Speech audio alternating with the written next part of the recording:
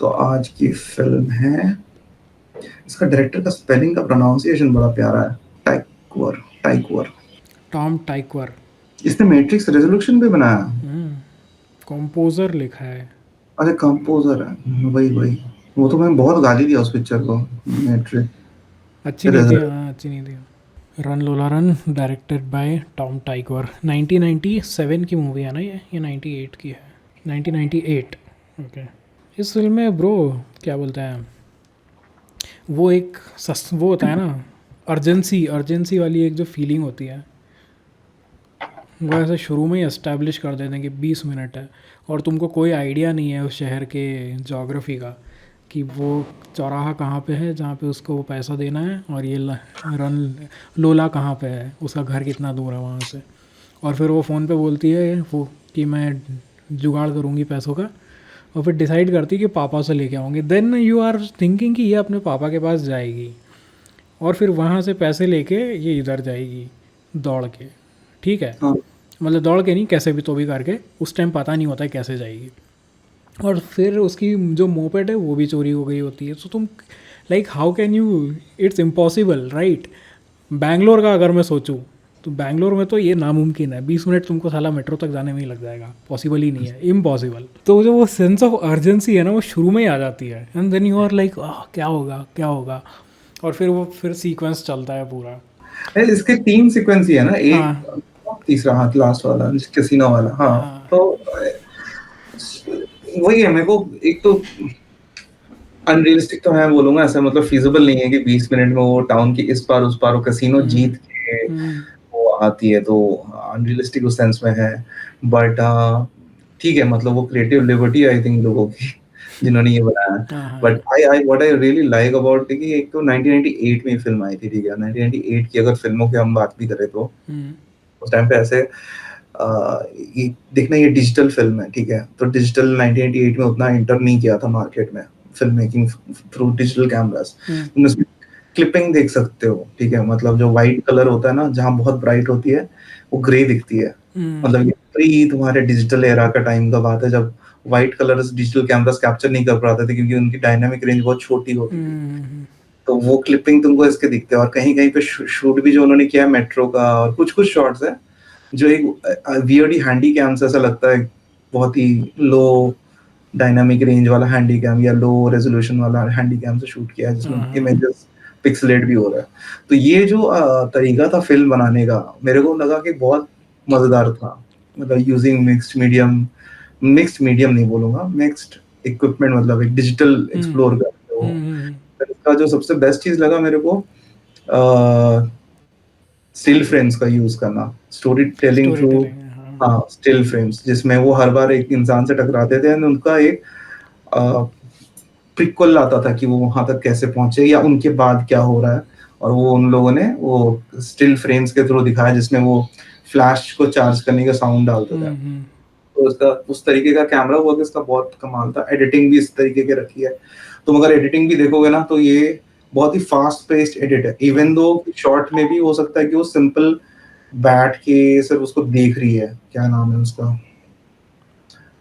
सिर्फ वो स्क्रीन को देख रही होगी, फोन पे बात करी, लेकिन उस पे भी जो कैमरा टॉली हाँ हाँ हाँ। करता है, ट्रैकिंग करता है, तब भी हम लोग उसको मल्टीपल कट्स में देखते हैं कि वो सोच रही है तो क्या सोच रही है, हर टेक्स को उन्होंने तो इसमें कट्स बहुत ज्यादा यूज किए। और एकदम स्टार्टिंग ऑफ द फिल्म ही होती है ऐसे गेम की तरह, कि वो पार्ट मेरे को बहुत सही लगता है, जैसे लोडिंग होता है ना गेम हाँ का, हाँ हाँ ऐसा हाँ।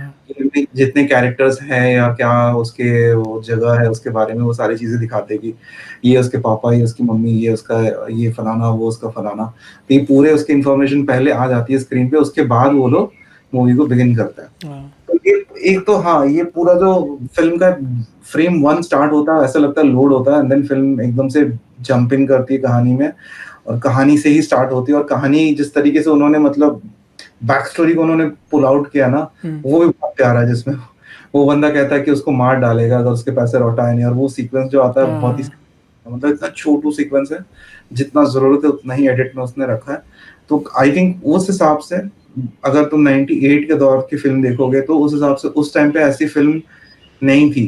आई थिंक ये एक अकेली फिल्म थी जो मतलब अहेड ऑफ इट्स टाइम बोल सकते हो। एडिटिंग और उसकी शूटिंग की जो टेक्निक है, डायरेक्ट उससे काफ़ी आगे थी। मतलब कोई सोच भी नहीं सकता था कि ऐसी भी फ़िल्म बन सकती है, ऐसी टेक्निक के साथ। एंड ऑफ कोर्स जो स्टोरी बार-बार पीछे जाती है, रीसेट होती है, so it always gives you the feeling that game में तुम्हारा मारियो के 3 लाइफ होते हैं ना, तो लाइफ चला जाता तो तुम रीसेट होते हो, वापस से गेम शुरू करते हो, वो वाली फीलिंग थी। तो entire film was like that only. लग रहा था कि कोई कैरेक्टर है और ये गेम भी बन सकता है, नो डाउट कि ये फिल्म को गेम में अगर कन्वर्ट करो तो वो भी बन सकती है, रन लोला रन।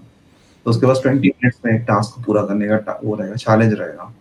गेम। सो अभी तू बोल रहा है गेम जैसा, मैंने उसको वैसे देखा नहीं, मैं उसको राशोमोन से कनेक्ट कर रहा था कि लाइक पर्सपेक्टिव होते हैं ना अलग अलग। हाँ राशोमोन इज़ वेरी लाइक कि वो ऑडियंस पे छोड़ देती है कि तुम ही डिसाइड करो सच्चाई क्या है। इसमें ऑडियंस पे नहीं छोड़ा, इसमें मुझे ऐसा लग रहा था कि 3 पॉसिबिलिटीज़ दिखाई है उसमें, कि इस पॉसिबिलिटी में ये होता है, दूसरे पॉसिबिलिटी में ये होता है, third possibility is the good one, जिसमें वो दोनों को पैसा मिल जाता है। तो वो मैं उस तरीके से सोच रहा था, बट वो स्टार्टिंग में एक्चुअली गेम जैसे ही स्टार्ट होती है फिल्म, और फिर वो भाग के जाती है वो सब, और बैक स्टोरीज में जाती है वो।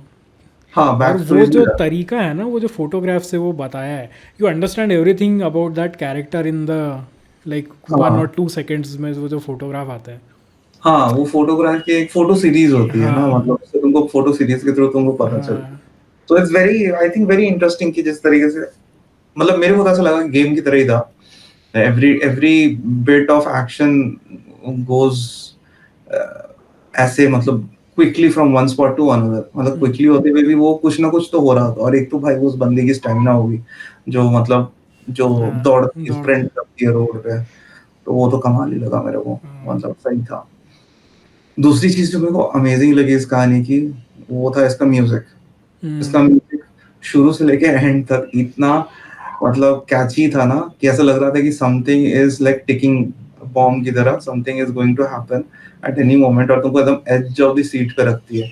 अगर कहीं में भी मेरे को ऐसा बोरियत तो फील बिल्कुल नहीं हुआ कि शिट मैं स्किप करूं आगे करूं, हम्म, कि वो चल रहा था। एंड ऑफ कोर्स हाँ, वो फोन गिरने वाला से लेके जो एनिमेशन आता है जिसमें सीढ़ियों से नीचे उतरती है, हम्म, कमाल था। मतलब ये फिल्म मैंने बहुत साल पहले देखी थी, हम्म, मतलब 2009 में वर्ल्ड सिनेमास करके एक चैनल हुआ करता था, हम्म, उसमें मैंने ये फिल्म फर्स्ट टाइम देखी थी। और मैं देखी उस टाइम उड़ गया था, मतलब 2009 में देने 1998 की फिल्म थी, 10 साल हाँ।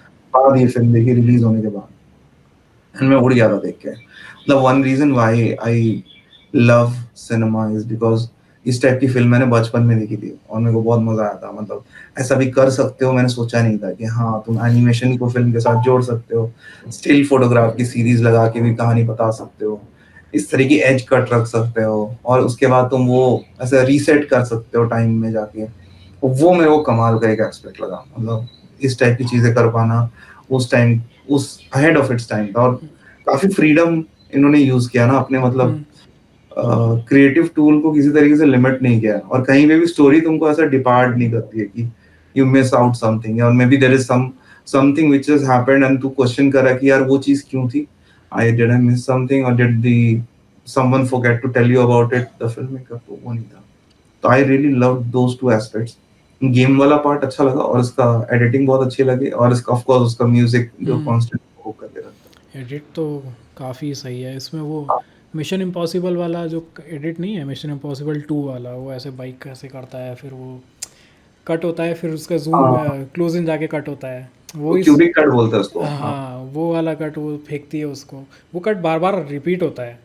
वो हाँ जब हाँ भी वो रीसेट होते हैं हमेशा वो फ़ोन आके गिरता है ऐसे, और फिर वो हाँ लेकिन वो बता देता है वो कट कि हाँ अभी शुरू से शुरू होने वाला है। हाँ, एक्चुअली कट बैक बोलते हैं उसको। हाँ, एक हाँ एक 12 फ्रेम्स पहले से तुम कट को स्टार्ट करते हो दोबारा दूसरे शॉट के लिए। हाँ, 12 या एक 24 फ्रेम्स है। हाँ हाँ हाँ। तो हाँ, वो चीज भी था इसमें, वो कट बैक तो बहुत प्यारा था। कट बैक मतलब थे काफ़ी सारे, बार वो बार। एक्शन पैक फिल्म ही थी। मतलब वो एम्बुलेंस भी जो कांच तोड़ के जाती है ना, वो इतने एंगल से उन्होंने कैप्चर किया है। वो एक एक वर्जन होता है जिसमें एम्बुलेंस हिट नहीं करती है, बच जाती है, फिर हाँ। छोड़ के निकल जाती है, फिर लास्ट वाले में तो वो खुद चढ़ जाती है। तो वो भी सही था। तो इसके मतलब पूरे गैग्स थे आई थिंक, और वो गैग्स को उन्होंने यूज करना या नहीं करना वाला था जो उस कैरेक्टर के ऊपर था, कि एम्बुलेंस पास से गुजरती है लेकिन फर्स्ट 2 बार हमें यूज नहीं करती है, इंटरेक्ट नहीं करती है, लास्ट वाले में इंटरेक्ट करती है। तो वो पार्ट मेरे को बहुत अच्छा लगा। Just like in a game ना, तुम जब GTA वाइस सिटी खेलते हो तुम्हारे पास बहुत सारी चीजें होती है अराउंड में, बट तुम चूज करते हो कि मैं इसको टच करूंगा या नहीं करूंगा, इंटरेक्ट करूंगा कि नहीं करूंगा। पर तो वो गेम में एक चीज़ होती है ना ब्रो, कि जैसे कि for example Prince of Persia तो खेल रहा है, उसमें देखो कोई कैरेक्टर आ रहा है वहाँ से, वो कैरेक्टर हर बार वो सेम ही चीज़ करेगा। किसी गेम में तो उस हाँ कैरेक्टर से मिलके आगे गया और तुम मर गया, फिर तू रीसेट हो गया अपने सेव्ड पॉइंट पे आया, वहाँ से गया तो कैरेक्टर फिर से मिला, वो सेम ही चीज़ करेगा। हाँ इस फिल्म में उन्होंने चेंज किया है। जो अ, जो गार्ड है, सिक्योरिटी गार्ड है बैंक में, हाँ राइट, वो हमेशा अलग चीज़ बोलता है। एक पॉइंट पे मुझे लगा कि ये शायद पॉसिबिलिटीज़ दिखा रहे हैं कि ये पॉसिबिलिटीज़ हो सकती हैं। देर आर 3 पॉसिबिलिटीज़, राइट, या तो ये मर गई, या उसका बॉयफ्रेंड मर गया, या फिर ये सक्सेसफुल हो गया। ये 3 ही पॉसिबिलिटी है। अब ये 3 पॉसिबिलिटीज़ को सच बनाने में जो दूसरे इवेंट्स हैं वो क्या हो सकता है। So it's an exploration of that कि हाँ, these 3 possibilities are been made possible because of these events. क्योंकि अगर पहले जो दो टाइमलाइन है, पहले 2 टाइमलाइन में वो कार ऐसे स्लोली निकल रही होती है और वो उसके सामने से निकल जाती है, फिर उस कार का एक्सीडेंट हो जाता है, राइट। तो वो हाँ बंदा जो होता है इसके पापा का ऑफिस का कोई बंदा रहता है। हाँ तो अगर वो फर्स्ट टाइम में अगर नहीं, फॉर एग्जांपल वो मतलब पहले ही उसको टकरा जाती पहले ही उसमें, तो कुछ और पॉसिबिलिटी बनती, राइट। हाँ हाँ तो like it's just a series of events that leads to a different outcome. हाँ वो मेरे को बहुत फीलिंग आ रही थी एक बीच में कि हाँ, ये बस उसको एक्सप्लोर किया है कि हाँ ये हो सकता है। हाँ मतलब ये बात सही है, पॉसिबिलिटीज की बात जो तू उठा रहा है। एक रिसेंटली मैंने वो भी ना नेटफ्लिक्स में वो देखी थी, रुक जा, क्या नाम है उसका, ब्लैक, तो ब्लैक मिरर का सारे एपिसोड देखा? ब्लैक मिरर मैंने नया लेटेस्ट वाला नया जो आया वाला था। नहीं, नया वाला नहीं देखा मैंने। अच्छा, तो उसमें 2025 के एपिसोड्स में एक एपिसोड मैंने देखा था, मेरे को याद नहीं आ रहा नाम क्या है उसका, मैं गूगल कर रहा हूँ एक सेकंड।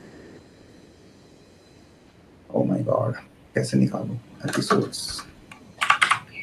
अभी नया आया है क्या इस हाँ साल? हाँ हाँ, ओह, एपिसोड लिस्ट में लिया है, एपिसोड लिस्ट।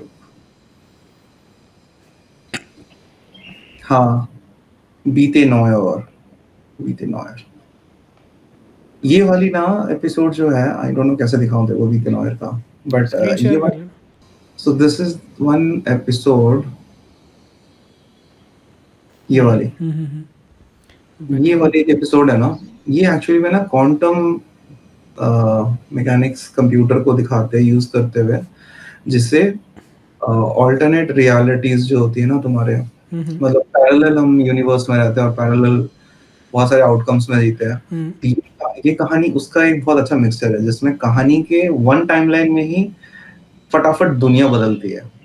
हम क्या देखते हैं हमेशा कि एक एक नई दुनिया में कैरेक्टर जाता है, फिर वहां पे चीजें शुरू से होती है, एंड तो पूरा ट्रैक उसको देखता है, जैसे रन लूला रन, रन लूला रन है। इस एपिसोड में क्या होता है, people live in one this one character, इनका नाम है जो इसमें मारिया का रोल करती है, मारिया का जो कैरेक्टर होता है, she goes through this one timeline which is constant for her, so she can see all the changes in the reality। ठीक है, जैसे हम लोग ऑडियंस में रन में हम लोग कांस्टेंट देख रहे, सारे रियलिटीज फॉलो अप कर पा रहे, लाइकवाइज लोला जो लड़की वो भी सारे रियलिटीज को देख पा रही है, उसको याद है कि क्या होने वाला है, अभी क्या होगा, तो उसका वो चेंज नहीं होता है, while the rest of the people and rest of the universe में हमेशा चीजें चेंज हो रही है, ऑल्टर हो रही है। उनको पता नहीं कि दूसरे वाले में उन्होंने क्या हरकत की थी ना, हर बार उनके लिए फ्रेश होती है।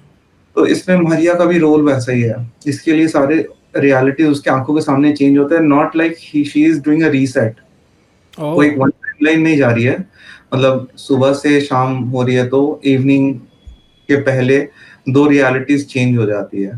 तो वो इसको देखना तो एक बार, इसको देखेगा। मेरे को ऐसे समझ में नहीं आ रहा है, वो देखूंगा नहीं शायद जब तक समझ में। हाँ, तो देखेगा तो उसको समझ पाएगा। तो इसमें बेसिकली कंप्यूटर होता है जो तेरे मल्टीपल रियलिटीज को सच कर देता है, मतलब और भी जितने भी पैरेलल यूनिवर्स में सिमुलेशंस चल रहे हैं ना तेरे साथ, वो भी तू देख सकता है एक साथ। तो चूज कर सकता है कि मैं उस रियलिटी में जाके देखूं तो क्या, ओके। सपोज रोनी अगर अभी जॉब कर रहा होता तो क्या करता।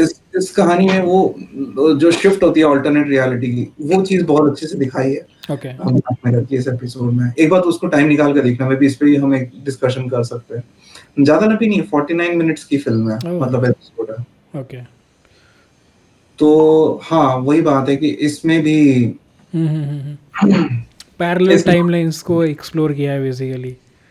हाँ, तो इस कहानी में भी अगर हम बात करें तो आई थिंक रन लोला रन काफी 1998 के हिसाब से बहुत पुरानी है। और इस डायरेक्टर को ये वाली चीजें बहुत करना पसंद है। अगर तो इसकी क्लाउड एटलस भी देखेगा ना, ये स्क्रीन शेयर कर देना, हटा देना। तो क्लाउड एटलस तो माय गॉड, हाँ क्लाउड एटलस देख ले, मतलब देखिए वो भी मैंने क्लाउड एटलस। मजेदार है। वो पैरेलल टाइमलाइन से खेलने में मज़ा आता है उसको, आई मजा गेस। आता है इसको डायरेक्टर को, हाँ, हाँ। तो ये बात तो है, he enjoys that perspective of playing multiple timeline. इसमें यार जैसे कैरेक्टर उसको एक एक मिल रहा है ना, तो हर एक कैरेक्टर की बैक स्टोरी इन लोगों ने लिखी होगी, और एक नहीं, मतलब मल्टीपल बैक स्टोरीज लिखी होंगी। कितना ऑफ कोर्स। काम गए, ये सिर्फ 1 घंटा 16 मिनट की मूवी है, हाँ इंक्लूडिंग क्रेडिट्स। हाँ उसमें भी कितना काम लगा है। जस्ट इमेजिन, मतलब जो एडिट उसने किया है ना, उस एडिट को एक शॉट यहाँ से लिया है, एक शॉट यहाँ से लिया है, एक शॉट ऊपर से लिया है, एक शॉट दूर से लिया है, और फिर उसी दूर वाले शॉट को फिर से क्लोजअप में लिया है। तो वो जो कट किया है, वो देखने में लगता है कि अरे छोटी मूवी है, बट देन काम कितना लगा है इसमें, राइट फ्रॉम द स्टार्टिंग। मतलब स्टोरी का सोचने से लेके, फर्स्ट ऑफ ऑल हाँ कॉम्प्लेक्स है स्टोरी, इतना इजी नहीं है। मतलब हमको लगता है कि हाँ वो बस वो पैसे देने हैं उसको, बट तो जो इंटरवीविंग है, वो जो बंदा रहता है, होमलेस इंसान रहता है, उसकी भी बैक स्टोरी लिखी है। कुछ देयर इज टू तो मच। हाँ, नहीं इसका एडिटिंग देखना कितना सही है। फिर वो जैसे वो बताता है ना, जब उसको एक्सप्लेन करता हूँ, मोन्टाज सीक्वेंस होता है कि कैसे पुलिस वाले ट्रेन में चढ़ते हैं और ये उससे डर के उतर जाता है और उसके स्लिप हो जाता है कि बैग ट्रेन में छूट जाता है। हाँ हाँ हाँ। तो वो कहता है कि वो एडिट ऐसी होती है कि मतलब ये एडिट मैंने उसमें फिफ्थ एलिमेंट में भी देखा, इसलिए मेरे को फिफ्थ एलिमेंट भी बहुत प्यारा लगता है। उसमें वो कहता है कि मैं ट्रेन से उतरा, फिर मेरे को रियलाइज हुआ कि पुलिस वाले मेरे पीछे नहीं है, लेकिन मेरे को रियलाइज हुआ कि वो बैग वो दोनों बोलते हैं, वो द बैग। फिर हाँ वो एडिट, वो कहानी में ट्रेन में वो बंदा होता है ना, वो कहता है कि द बैग, ऐसे करके वो बैग की तरफ देखता है, द बैग। एंड वो तीनों एडिट में ऐसे सिमिलरिटी तेरे को दिखती है। वो हाँ। मस्त है इसका स्क्रीन प्ले, मतलब मजा आता देख के, मतलब शिट वो बैग वहां पे रह गया। वो कमाल है उस एडिट का। यही मेरे को कहना था कि इसकी एडिटिंग उस लेवल पे है कि भाई एडिटिंग सिर्फ लग टेबल पे नहीं की है। Of course while they were like planning writing for it. हाँ राइटिंग है, तभी हाँ, उन्होंने ये चीजें आई थिंक उसमें ऑब्वियसली प्लान किया, वरना नहीं हो पाता पूरा। वरना नहीं हो पाता। हाँ। वही तो है। ये मेरे को अच्छा लगा, ये वाली एडिट, मतलब इस तरह की फिल्म में बहुत अच्छी लगती है। मतलब प्लेइंग विथ एंड तुम्हारी स्क्रीन में क्या होगा, काफी थॉरो प्लानिंग है, मतलब ये बात तो सच है प्लानिंग है, मतलब। और अभी एक और चीज़ है ना यार, हम यूजुअली आजकल सोचते हैं कि अरे एआई है, एआई क्या क्या बना रहा है, ओहो हो। बट देन यहाँ पे इन लोगों के पास क्या था यार, एक डिजिटल कैमरा, इनिशियल हाँ डिजिटल कैमरा और टेक्निक, बस। वही what your mind can do can, I don't know. हाँ। यही अन, ऐसा बोल रहे हैं हम, लेकिन आज से 5 साल बाद पता नहीं क्या निकल के आ जाए, वी नेवर नो। वो भी है। बट अगेन यार, वो आइडिया की जो स्टार्टिंग है, वो तो हम ही कर सकते हैं ना, आई डोंट नो मतलब। जेन्युइन है आइडियाज की। नहीं, मैं आइडिया एआई के उसमें टर्म्स में बोल रहा हूँ कि अगर एआई से तू आइडिया भी लिखवा रहा है, तो then what's the point. AI से काम करवा, नो प्रॉब्लम, पूरा काम करवा उससे, बट आइडिया तो खुद लिखो कम से कम। Unless of the course. Unless the idea is original, जो कुछ भी तुम बनाने वाले हो उसका कोई पॉइंट नहीं है ना। मेरे को एक चीज समझ नहीं आता, एआई का लोग ये इस्तेमाल क्यों करते हैं कि AI is not for creativity. Hmm, AI तुम्हारे डेटाबेस से, मतलब जो डेटा उसकी लर्निंग मशीन लर्निंग होती है उससे ना वो ड्राइव कर रहा है, वो अपना थोड़ी ना कुछ न्यूरल नेटवर्क से बना के दे रहा है। It is derive from other artist work. So hmm, AI से बनाई हुई चीज एक्चुअली में इंसानों की बनाई हुई चीज है, just the compilation is so in a so fragmented level पे है ना, इतनी मतलब रेश उसकी हम्म, फ्रैगमेंट इतनी छोटी है that you can never actually call it that this particular nail or hand is from other person's photo. वो छोटू सा एक पिक्सल कहीं से लेगा और उसको मैनिपुलेट करके वो उसको भर देगा. तो we cannot call it like कि AI ने क्रिएटिविटी कुछ दिखाई है. बेसिकली AI ने डेटा लर्निंग अपने बैंक से ही उठाया सारा सामान वो किया. किसी नहीं हो सकता कि वो एक पेन उठाना सीख जाए रोबोट और AI अपना आर्ट बनाना करे रोबोट से, या आई डोंट नो AI को एक 3D प्रिंटर से जोड़ दो और AI कुछ अमेजिंग कार का डिजाइन बनाए. But then again the design fundament shall come from this human के स्टडी. फंडामेंटल्स तो मतलब हाँ, इंसानों को एक पर्टिकुलर जो जेड वो बोलते हैं ना, जेड पैटर्न में आंखें जाती है. हाँ तो वो डिराइव कहाँ से किया है, वो पता कैसे चला है? क्योंकि इंसान की जो अटेंशन है वो सच में उस पैटर्न में जाता है. हाँ राइट. तो रीज़न उसका अल्टीमेटली ह्यूमंस ही है. अभी वो AI उसको कितना भी बना ले, कितना भी कुछ भी कर ले, अल्टीमेटली वो आया तो इधर ही से है ना. हाँ. तो वो तूने वो वीडियो का भी देखा है AI का जिसमें दो फोन्स को साइड बाय साइड रखते हैं हाँ, और इसमें एक AI चल रहा था, इसमें एक AI चल रहा था, दोनों बात करते हैं. फिर एक पॉइंट में दोनों फोन्स को रियलाइज होता है या दोनों डिवाइस को रियलाइज होता है कि दोनों AI है, सामने वाला AI है. तो फिर वो अपनी किसी और लैंग्वेज में बात करना स्टार्ट करता है. तो बेसिकली जो ह्यूमन हमारी लैंग्वेज है ना वो इतनी प्रिमिटिव है कि AI is very slow in processing हमारी लैंग्वेज में जो भी है. पर उनकी अपनी भाषा में अगर दोनों जन बात करना चाहे तो it's very quick, fraction of a second में डेटा बहुत ट्रांसफर कर देते हैं वो एक दूसरे के साथ. हाँ. तो पता नहीं मतलब हम प्रिमिटिव थे और या हम आर्टिस्ट कहते हैं खुद को या हम क्रिएटिव लोग कहते हैं उसको. तो मतलब हम अलग है इस तरीके से कि सब हमारी प्रोसेसिंग अलग चलती है. पता नहीं यार, अल्टीमेटली मतलब इंसान भी अगर कंटेंट बना रहा है, इंसान भी अगर आर्ट बना रहा है, म्यूज़िक बना रहा है, कुछ भी बना रहा है, तो वो इंसानों के लिए ही बना रहा है. करेक्ट है. AI अगर कुछ बना रहा है, राइट, AI भी इंसानों के लिए ही बना रहा है अभी तक तो AI इंसान के लिए बना रहा है अभी तक तो. हाँ. कल को अगर कार बनाने की जरूरत हो जिसमें इंसान नहीं जाएंगे तो AI won't spend his time on making seats comfortable. उसको बस इंजन और व्हील्स देके वो बोलेगा कि इसका काम तो पेलोड लेके जाना है. Why should I put a seat और अ स्टीयरिंग व्हील? उसको मोटर से नहीं, वो कंट्रोल तो अभी भी है ना. फॉर एग्जांपल ट्रक में, राइट, हाँ ट्रक में पीछे तो कोई सामान रखा है, वो कंफर्टेबल नहीं है इंसान के लिए. हाँ. मतलब वही मैं कह रहा हूँ कि अगर AI को 100% ऑटोमेशन पे जाना ही है कि जहाँ पे वो ट्रक को भी कंट्रोल कर सकता है देन उसके लिए केबिन स्पेस इज यूजलेस. क्योंकि वो ह्यूमन किससे इंटरेक्ट कर रहे हैं, इंजन की चलाने की जरूरत नहीं. AI can drive the truck. AI सिर्फ इंजन और उसमें कंट्रोलर्स रखेगा जिससे स्टीयरिंग और बाकी चीजें कंट्रोल कर सकता है. बस that's it. I am pretty sure engine भी नहीं होगा. आई एम श्योर कोई मोटर होगी या कुछ होगा जो बैटरी पे चलेगी या जो भी हो. तो हाँ AI के लिए मतलब AI वही करेगा ना कि जितना हमें एस्थेटिक्स के लिए भी शायद ना जाए. To be honest aesthetics AI के लिए पता नहीं कितना इंपॉर्टेंट होगा. तो वो सिंपल दो व्हील्स को जितना एक छोटू सा बॉक्स के अंदर कंबाइन कर सकता है, एरोडायनामिक उसके लिए मैटर कर सकता है. मतलब जो चीज प्रैक्टिकली और फिजिकली AI के लिए मैटर करती है उस पे ही वो फोकस करेगा. एस्थेटिक्स की बात हम करते हैं, हम बातें करते हैं कि उसके क्रीज लाइन है या नहीं है, बड़े है 17 इंच है कि नहीं है. बट ओरिजिनली स्पीकिंग कितना ही वो मैटर करता होगा.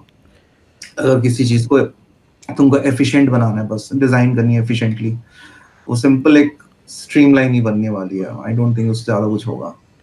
यार खैर जो हो, हम फिल्म में आते हैं यार हाँ, वापस. हम मतलब मैं आ ही रहा था, मैं यही बोल रहा था कि एफिशिएंट बोला ना तो एफिशिएंट, हाँ, तो क्या कोई स्टोरी एफिशिएंट हो सकती है? मतलब ये रन लोरा रन और एफिशिएंट हो सकती है? लाइक मतलब does that even apply to art? नहीं, द क्वेश्चन इज कि किसके पर्सपेक्टिव से सवाल है. अगर हमारी पर्सपेक्टिव से सवाल है तो एफिशिएंट अप्लाई नहीं होता फिल्म के लिए, आर्ट के लिए, है ना. मतलब you can't say कि this artist took is not efficient because he took फलाना amount of time to create this art या film, है ना. That because you can't call it that efficiency. Like you can't say कि where is the return of investment या जो भी कह ले तो जैसे भी इसको पोर्ट्रे करना चाहे. मतलब efficiency को तू ऐसे भी कैलकुलेट करना चाहे टाइम से, पैसे से. बट अगर हमारे लिए एस्थेटिक्स इंपॉर्टेंट है, क्रिएटिविटी इंपॉर्टेंट है, तो हम उसको बनने के बाद भी उसको अप्रिशिएट करते हैं, अप्रिशिएट अंडरस्टैंड करते हैं बिकॉज हम उस आर्टिस्ट के माइंड ऑफ थॉट को रीड समझ नहीं ब्रेक करते, मतलब समझ के ब्रेक करते कि भाई वो उसके दिमाग में क्या चल रहा होगा, what could have been the core idea behind कि उसको ये इंस्पिरेशन आया हो। जैसे मैंने बोला कि ये गेम जैसा लगा, तुझे बोला कि ये रोशन वन की बोलेगी, तो हम दोनों ने अपने अपने इंटरप्रिटेशन डाले ना। भले फिल्म मेकर से हमने नहीं पूछा कभी भी कि तुमने क्या सोच के बनाया था, लेकिन मेरी इंटरप्रिटेशन थी और तेरी इंटरप्रिटेशन थी, तो हम दोनों ने अपने अपने इंटरप्रिटेशन लगाए ना। तो ये हमारा एक लिबर्टी, एक सब्जेक्टिवनेस है जो हम उस आर्ट को परसीव करें अपने तरीके से। दैट्स बिकॉज हम दोनों अपने अपने काइंड ऑफ पीपल है, तो एक टाइप का मैं एक टाइप का हूँ। एआई आई डोंट थिंक हमारे सब्जेक्टिव ह्यूमन इमोशंस को काउंटर करेगा, मतलब अकाउंट भी करेगा। उसके लिए वो चीज क्या सब्जेक्ट पर्पस पर सर्व करेगी, क्योंकि उसके लिए एस्थेटिक्स इंपॉर्टेंट नहीं है। तेरे लिए है और मेरे लिए है। हम हमारे बीच में तीसरा बंदा भी हो सकता है जो शायद फिल्म नहीं उसको इंटरेस्टिंग लगती है, तो वो बोलेगा it's a waste of time, I don't understand, क्यों देखा, है ना। तो कोई ऐसा भी इंसान हो सकता है कि जो ये सवाल करे कि ये हाँ बट कहाँ इसमें कुछ रोमांस तो देखा ही नहीं मैंने, या क्या है ना। तो हमारे पास ऐसे लोग होंगे, तो अलग अलग लोगों की अलग अलग जर्नी है, मतलब वो कितना इंसान उस चीज को अप्रिशिएट करता है। I don't know AI appreciate करते हैं। AI basically is Good Will Hunting देखी है तूने? हाँ देखिए, गुडविल हंटिंग में वो एआई इज बेसिकली ये मैट डेमन का character before he meets robin Williams का कैरेक्टर इन गुडविल हंटिंग। तो उसमें एक मोनोलॉग है इसका रॉबिन विलियम्स का कि you have read all the books, you can like we can debate on this Sistine Chapel का पेंटिंग कि how beautiful it is, but you have not been to Sistine Chapel and smelled the air in there, you have not lifted your head up and looked at that painting and marveled at the beauty of it. You don't know how it feels like. So वही difference है AI में और इंसान में। AI तुम्हारे साथ debate कर लेगा बहुत अच्छे से और जीत भी जाएगा, बट उसको पता नहीं कि वो क्यों कर रहा है। हाँ हाँ, वो मोटिव नहीं रहेगा उसके पास, यही बात है। मतलब हाँ, तो आई डोंट नो, ट्रैवल करके तुमने किसी चीज को देखा है जो तुम्हारा फर्स्ट हैंड एक्सपीरियंस है, और हम सेकेंडरी मतलब मोस्ट ऑफ द हमारी चीजें जो मतलब जैसे इंडिया में हम तू और जितना भी घूमे हैं वो हमारा फर्स्ट हैंड एक्सपीरियंस है। बट हाँ, बाकी सारी चीजों के ऊपर डिबेट करें, पेरिस के ऊपर डिबेट करें या कि लंदन के ऊपर डिबेट करें, तो हम सेकेंडरी के ऊपर ही रिलाई कर रहे हैं। वहाँ हम सबसे ज्यादा मैनिपुलेट भी हो जाते हैं। डिपेंड करता है कि मेरी रिसर्च कहाँ से आ रही है, तेरी रिसर्च कहाँ से आ रही है।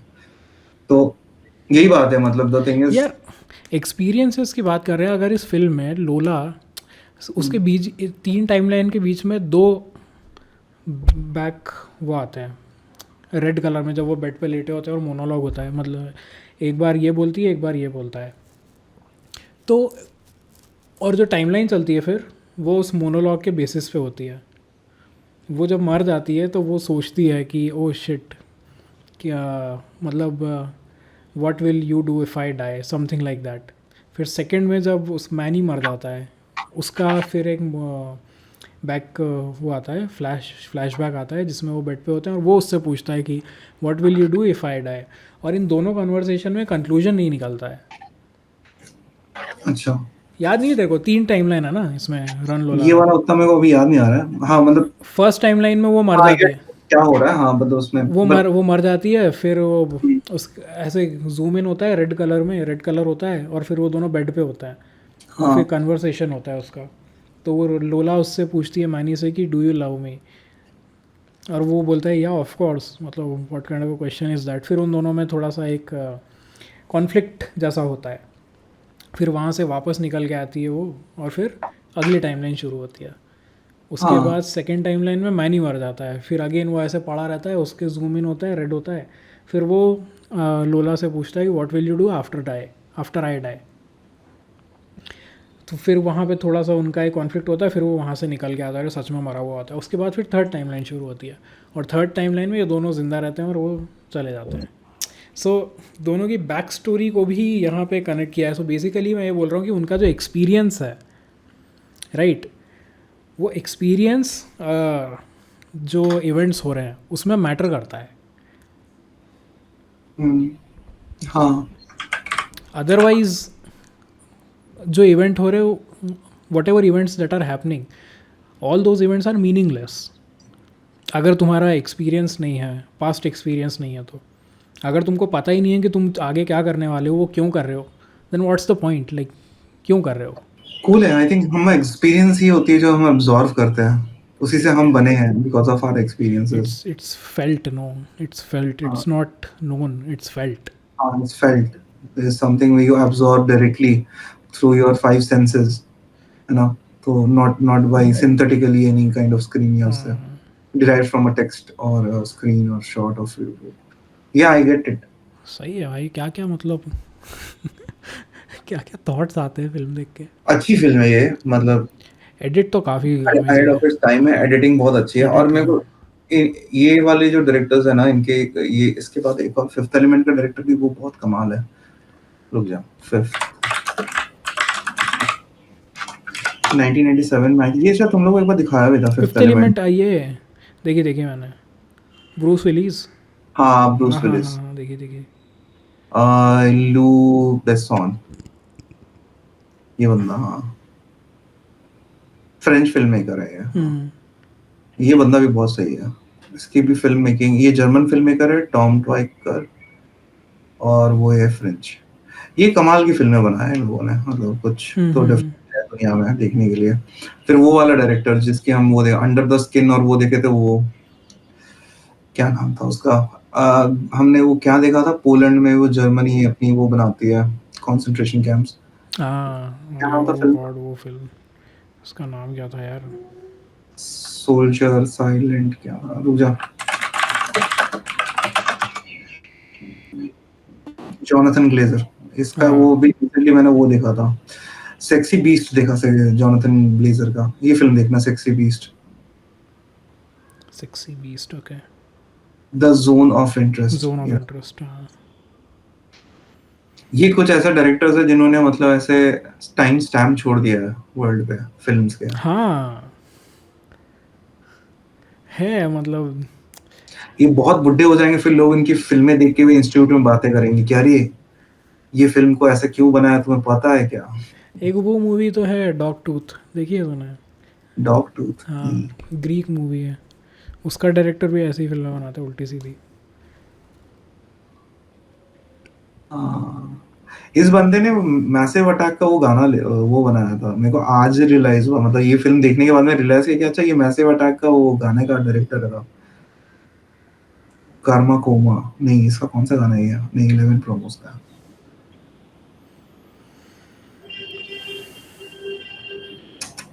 सही है। यार्गोस लांथिमोस, ये बंदा। यार्गोस, रुक जा थोड़ा पीछे ले, ब्लर हो गया स्क्रीन पूरा। हाँ आया।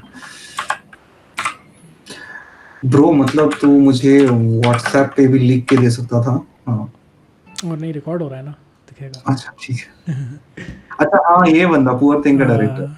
लॉबस्टर देखी थी इसकी हमने 2020 में, कोविड के टाइम पे। The killing of the sacred deer भी देखी थी इसकी। हाँ, पुअर थिंग्स देखी है तूने? नहीं। अच्छी फिल्म है।